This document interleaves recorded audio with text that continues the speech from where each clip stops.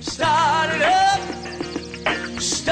up with the Startup Nation. Okay, welcome everyone to the Small Business Brain Trust. We have the usual suspect brain trustees with us today.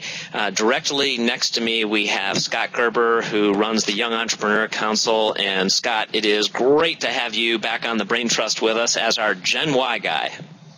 Thanks for having me, as always, Rich. All right, very good. And next to Scott Gerber, we have Riva Lasansky, our resident friend caster. And Riva has been a longtime expert in the small business arena. She has been the editorial director at Entrepreneur Magazine for many moons, but more recently has run her own show at GrowBiz Media, and she collaborates with Startup Nation, among other media houses out there, to create our annual Hot Businesses ebook, which you've got to check out. Riva, thanks for joining us.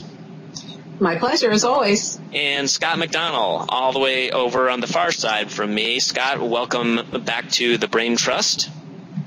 Thank you very much. Calling in from frigid Southern California. That's right. I hate you on every level. At the headquarter of LegalZoom, where Scott is the head of marketing and has been a big part of the reason why LegalZoom has become nothing less than a household name in the small business arena. And wouldn't we all be glad if our businesses were household names? So Scott's going to be bringing his marketing maniac perspective to today's Brain Trust. So I want to take some time and kind of go over some of the big news of the week gone by. You folks up for that in the Brain Trust here? Let's roll. Always ready for it. Let's go. Okay, good deal. So I'm bringing up a few things here on my screen as we video a conference from various places around the country. One item is this New York Times item in their Bits column from this past week. It's the headline is Forrester Research mobile apps are expected to generate $38 billion by 2015. So, Riva, in your ebook that you've done with Startup Nation, you shared one of the 26 business recommendations was to create your own app. And with the billions of dollars that are going to be made both from the apps, subscriptions themselves, and the services associated with making apps, etc., seems like you were right on the mark.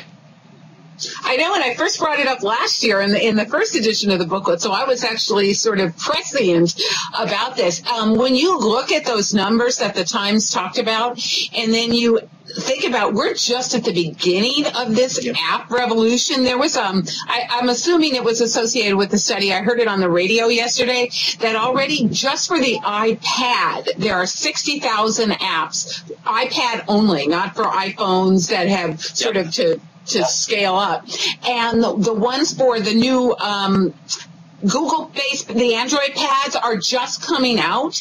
And so you're looking at, and that's just this year, you're looking at thousands and thousands of applications that have yet to be built. And who knows what the next technology is going to be. I think this is a business you can't go wrong getting into if you have the acumen to do it. There are well over 300,000 apps out there in the market. To your point about the iPad, tablets alone by 2015 are forecasted to be responsible for about $8 billion in revenue.